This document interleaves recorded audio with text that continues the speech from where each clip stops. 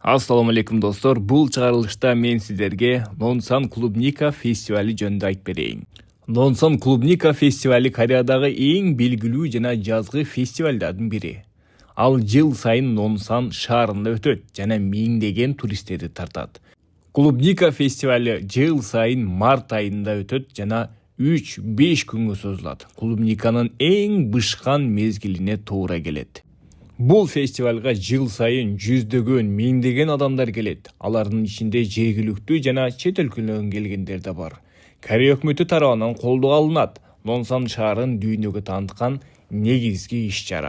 Негизи бул фестивалда концерттер, оюн зооктор болот. Клубника терип көрөсүң, ар кандай таттууларды жейсиң, торт, десерт жасасаң болот, шире, смузи, белек катары дагы көп сатылат. Кооз кутуларда. Кореяда сатылып жаткан эң кымбат жана сапаттуу клубникалардын көбү дал ушул Нонсандан келет. Нонсан шаары Кореяда клубника өстүрүү боюнча эң белгилүү аймактардын бири. Бул жердин клубникасы даамы, жыты жана сапаты менен өзгөчө бааланат. Нонсан клубникасынын кандай өзгөчөлүктөрү бар? Абдан таттуу, канттын деңгээли жогору, жыты күчтүү, жаңы үзүлгөндө жыттанып турат, ширелүү жана жумшак. Көбүнчө соляң деген сорт өстүрүлөт. Бул Кореяда эң популярдуу түр. Соляң клубникасы бул Кореяда өстүрүлгөн клубниканын эң белгилүү сорту. Кореяда атайын чыгарылган клубника түрү. Атынын мааниси соль, кар, хяң, жыт. Башкача айтканда кардай таза жыттуу клубника.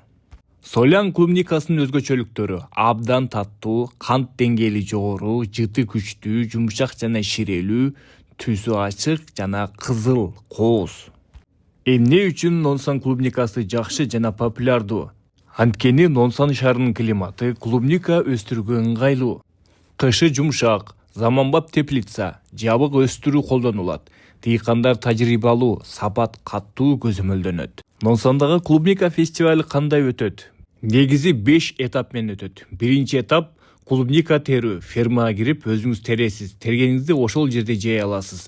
Балдар үчүн абдан кызыктуу. Экинчи этап тамак аш жана десерттер. Клубника менен торт жасайсыз, шоколад жасайсыз, смузи, балмулдак жана башка. Үчүнчүсү сахна жана концерт. Кей-поп, жергиликтүү ырчылар жана Кореяда жашаган башка улуттардын улуттук бийлери.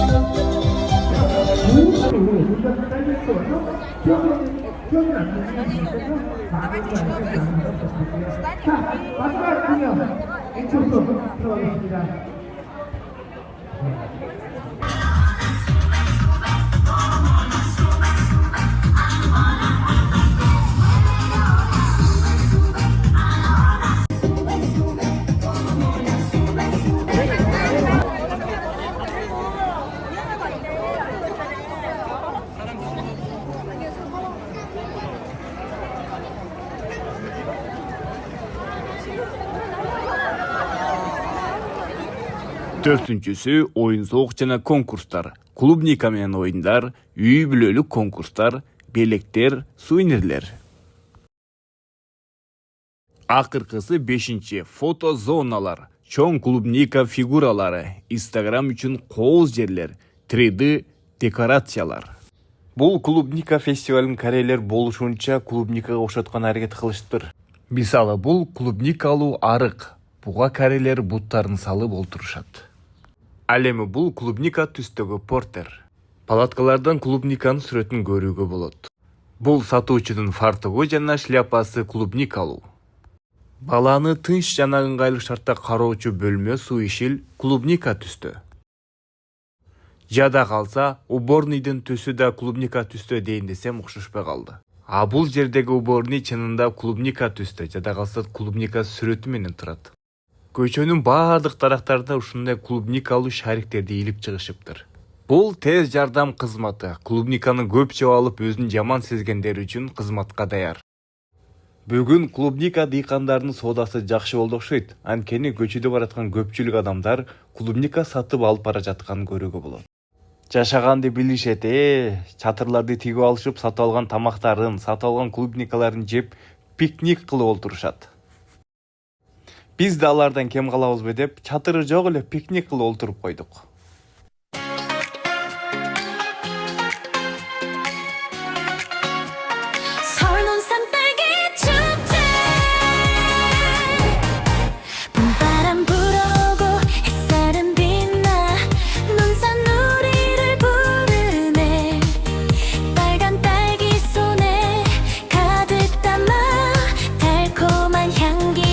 Бул желекчелердин арасында Казакстандын желегин көрүүгө болот. Башка Орто Азия мамлекеттеринин желегин көрө алган жокмун.